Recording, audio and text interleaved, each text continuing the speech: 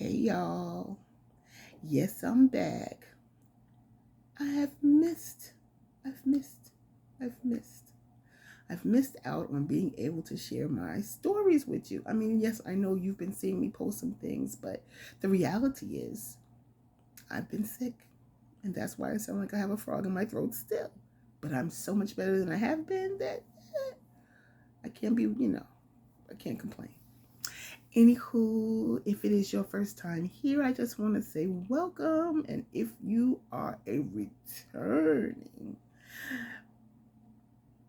family member, I just want to say welcome back, fam. You know I love you and I missed you so much. Absolutely. I absolutely did. It means the world to me that I get to share my world with you. And today in the world, according to Wonderfully Me, I want to talk about an interesting incident that occurred while I was in the Mesot region of Thailand. So, this area in Thailand is quite close to the border of what used to be called Burma and is now called Myanmar. And we had there was a sanctuary for these animals known as gibbons. And gibbons are in that monkey ape family. Don't get me started. Like, I don't know, you know, somewhere in there, okay? And this story begins with a road trip that was me and my wonderful Thai friend, Kay. And Kay, no party gets started on the road with Kay driving without Kay getting coffee. So we stopped 7-Eleven because we got to go to 7-Eleven first to get my either soy or almond milk, and then we go over to the coffee shop, Amazon Coffee, and then we get her coffee, drink, whatever that is, whether hot or cold. And usually we would usually drinking cold drinks because it's so hot. Although you drink a hot one too, but I was definitely needing to get the alternative milk product because I'm lactose intolerant, and a lot of Asian people are lactose intolerant as well. But somehow, some way, they still drink milk. I don't know. So anywho, the reality is that we got on the road, and it was a good long way that we had to travel, and we talked as we always did. We talked and we laughed and we joked, and we just had the best time. I'm gonna tell you, traveling with Kay is like one of my favorite things. I miss her and I miss it immensely because she's just fun. She's fun, and she takes really good ribbing. I always rib her about her driving skills. So in I guess Thai culture, they kind of joke a lot. Like when they make a joke, they often attach like money to it. So like they'll tell you something and they'll be like, well, give me 500 baht for that. Like give me 500 baht. That's gonna cost you 1,000 baht, like that. So when I would joke with Kay about her driving, I would always be like, how much you pay for that license? 10,000 baht. And then she always laughed. No, I didn't buy it. I didn't buy it. Anyway, we would have this thing kind of going all the time. And like I said, we always would have a great time together. But we get to this sanctuary place that we were going to. I don't know why my nose is itching so much. It's so funny to me. But um we get to this sanctuary place, and we're getting this introduction to the sanctuary, and it's being explained how it started, and the history of the place, and how many gibbons they have there, and how some of these gibbons have been raised since they were like these little babies, and it's like these huge like enclosures. They can go from like one part of the sanctuary to the other, like climbing through. So they're not like in a specific cage necessarily. Like it's just they can kind of move freely, and it's just through these sort of caged tunnels. They're enclosed, but they're free. Anyway, it's hard to explain. Um, but these nice, it's a nice, if you get the good feeling like the animals are really really loved and well treated here, as you understand them. So we go inside. There are a few of these gibbons that are inside like this library sort of area. I know it sounds a little strange, but yeah, they climb from the shelf to shelf and do all this anyway.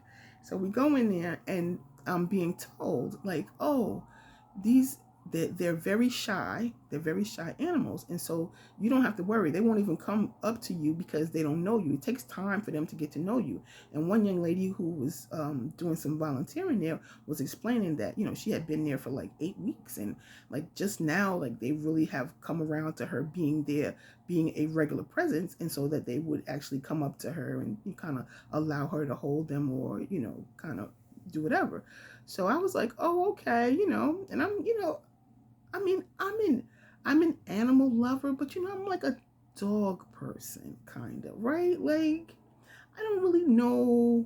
I mean, don't get me wrong. I love the majesty of a giraffe or an elephant or whatever, but like, and I have had an opportunity to feed both of those animals, and during other travels, but I'm not like, I'm not like an adventurer. I'm not holding anybody's reptiles. Okay, maybe I did hold a baby crocodile once, but just in general, I'm not like an adventurer. So I was like, oh, okay, I was really listening and paying attention, and had no intentions of doing anything with any of these animals.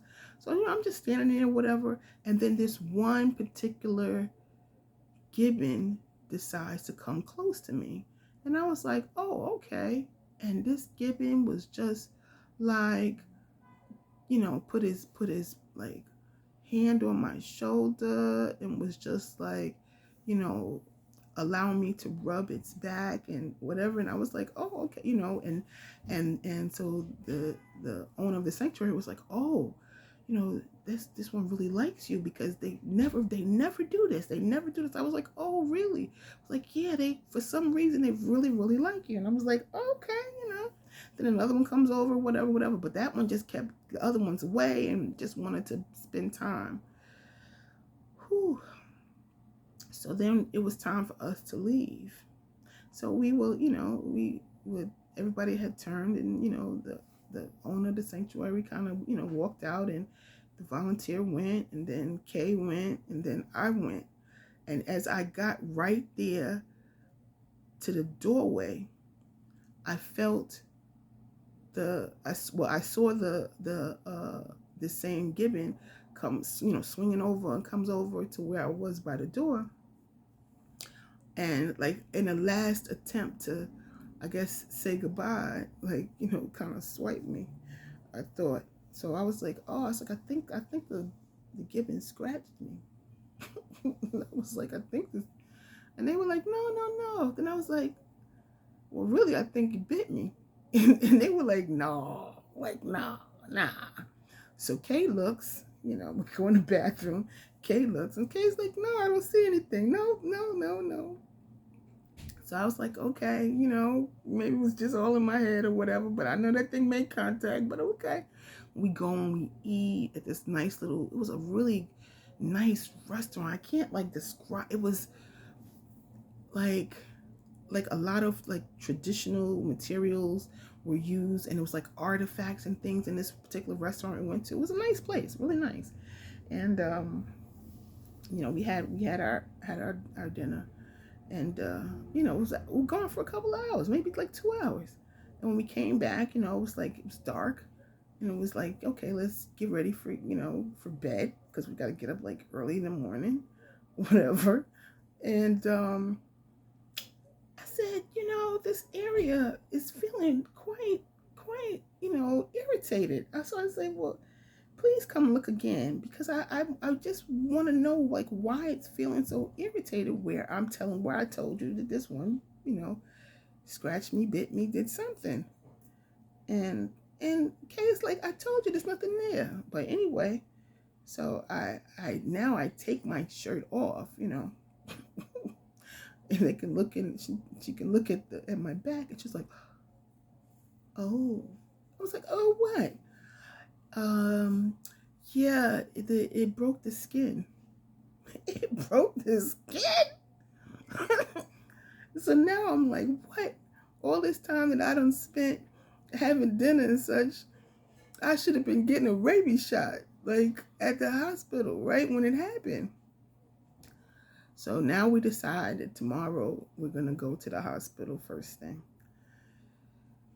because although the likelihood of the animal having rabies was really slim, because as I said, they were kind of kept in this sanctuary, and they really didn't have a lot of access to a whole lot of other animals. There still could be a possibility that I could get, rabies. So I had to go, and the way they did it in Thailand is you got a shot in both arms, and you have to have, I think it's a 3 series. I think they do a 3 series. But yeah, it used to, back in the days, to give you the shot in your stomach. Thank goodness they don't have to do that. But I also got, I think, a tetanus shot too. But yeah, I had to get these 2 shots this day after. And the reason why it's so significant that it didn't happen, that I didn't get the shot the day of, is because I had travel plans. And I was going to the Philippines, and I was also going to be traveling to Kenya. And the fact that I didn't have that shot on that day wreaked havoc on this whole schedule, trust and believe, to the point where in order for me to be on time, I needed to get a shot in the Philippines, and try as I might, I could not get a shot, a rabies shot in the Philippines, which pushed it back another day for when I arrived back in Thailand. And then I was able to get the second shot. And then it was going to be time for me to go to Kenya. And because I was now 2 days off, I was going to be in Kenya when I should have been getting that 3rd shot in Thailand. I'm telling you, it was just a hot mess. So at any rate, a doctor who I knew in Kenya was able to secure the rabies vaccine for me, and able to administer the 3rd shot. So I'm gonna put a picture in the community tab of this Gibbon the Gibbon who bit me. Yeah, the Gibbon who did me dirty. It was so sweet to me, and they did me dirty. Yeah, so I'm gonna put a picture of the Gibbon in there. But that was probably my only real close encounter with an animal that was like really like that caused me to have to do something extra, or have an experience like other than I would have wanted. Yeah, but it wasn't as bad. Like, now that they don't do the rabies shot in the stomach, I gotta say, it was just, multiple shots. But I will say this part: those darn things hurt, and they did leave a mark. They did leave a mark. And even when I was in Kenya, the nurse asked, like, why did they give you shot in both arms? Like, they didn't have to do that. Like, and yeah, I don't know. Every country administers medications differently. They have different protocols. So, it's interesting. So that is my Gibbon, got bit by the Gibbon, got by the Gibbon story. Yes, indeed. Anyway, if you like these kinds of stories, these kind of experiences, if you want to know more, please do me a favor and hit that like button. Share this video with others, comment below, and by all means, subscribe. And as I always like to say to everyone, I am so grateful, so grateful. It means the world to me that I get to share my world with you. I greatly appreciate you spending your most valuable currency with me, which is your time. And I always try to remind everyone to do good. We got to do some good in this world. We can't just be bystanders. We can't just let things happen. We got to be proactive. We got to do good and be better. All right? Be a better version of yourself today than you were yesterday, and an even better version tomorrow. Okay? Yes, indeed. So without further ado, I'm going to say ciao for now.